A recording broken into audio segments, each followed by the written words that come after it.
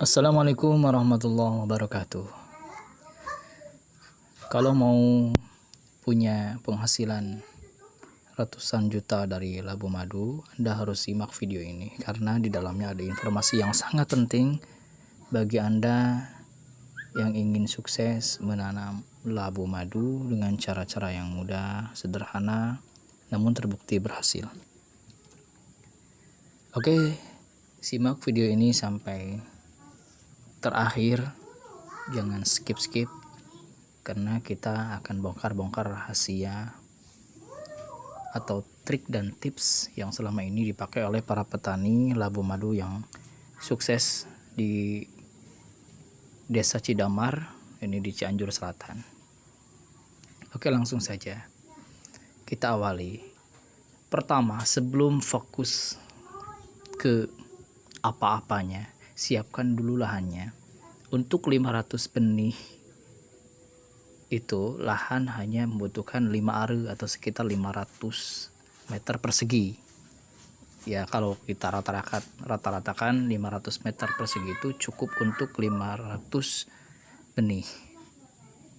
Nah, yang 500 benih ini fokuskan dulu untuk penyehatan tanahnya. Caranya bagaimana? Pertama, harus ada pengukuran tingkat keasaman tanah, ya, harus diukur, karena kalau tanpa pengukuran kita tidak akan tahu berapa sebenarnya keasaman tanah itu yang ada pada lahan yang Anda punya.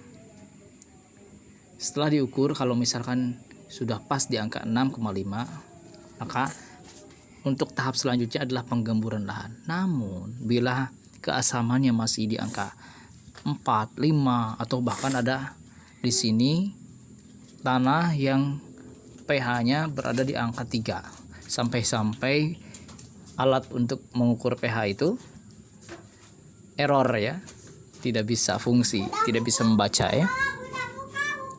Selanjutnya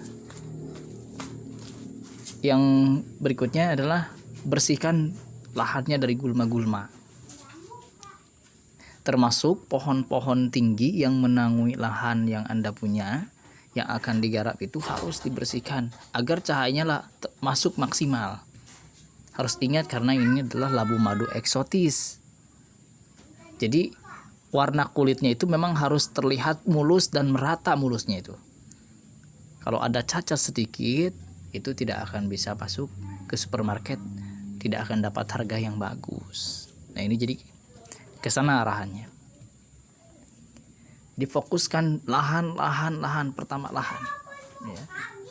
Makanya mungkin untuk 1 bulan sebelum Anda menanam, atau bahkan 2 bulan atau bahkan 3 bulan, Anda harus siapkan lahan itu sampai sehat, ya.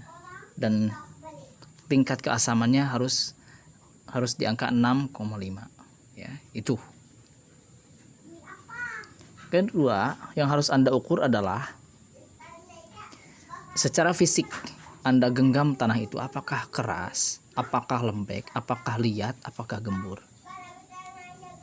Maka kalau memang gembur, Anda harus cek lagi dalamnya unsur mikronya atau kehidupan hayati di dalamnya, mikroorganismanya itu bagus apa tidak, tumbuh apa tidak, berkembang dengan baik apa enggak.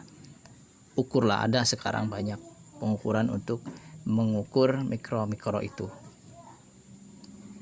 Oh, ini tanahnya sudah gembur, ya.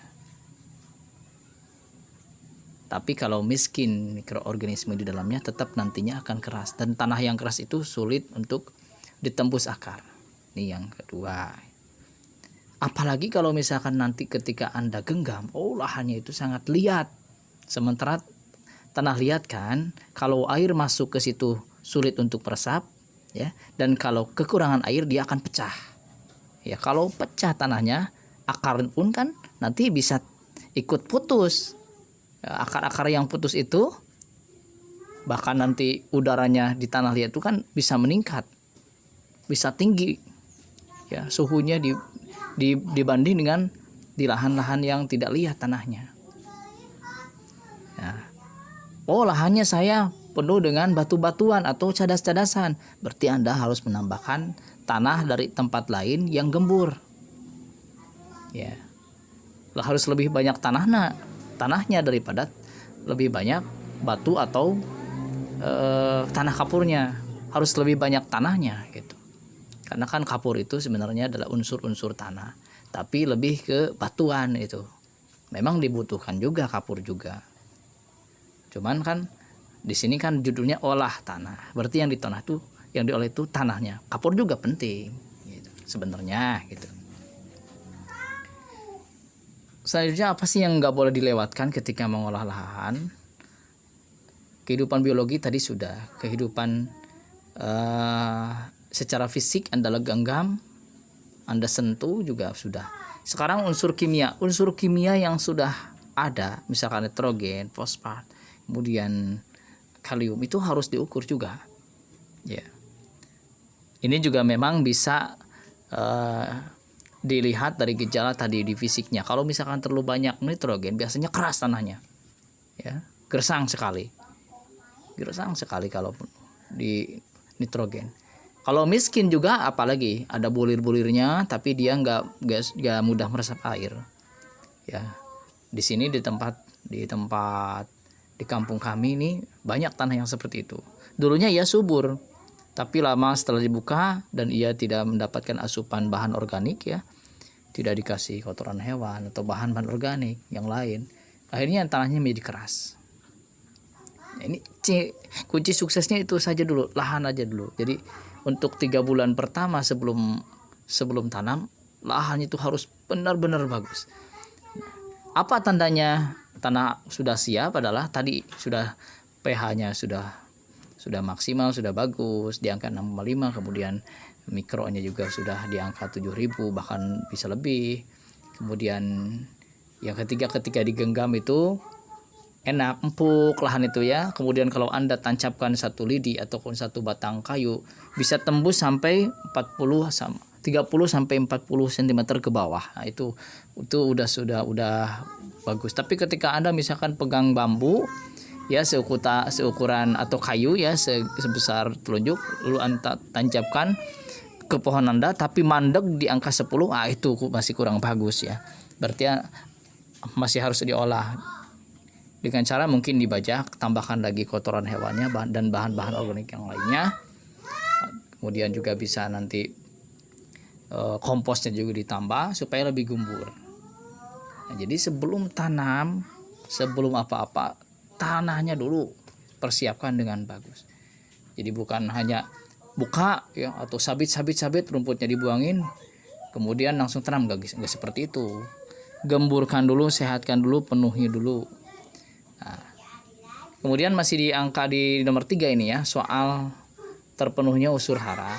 Bila memang kurang unsur hara di dalam lahan itu, Anda tambahkan lagi, ya, atau yang biasa disebut dengan pupuk dasar.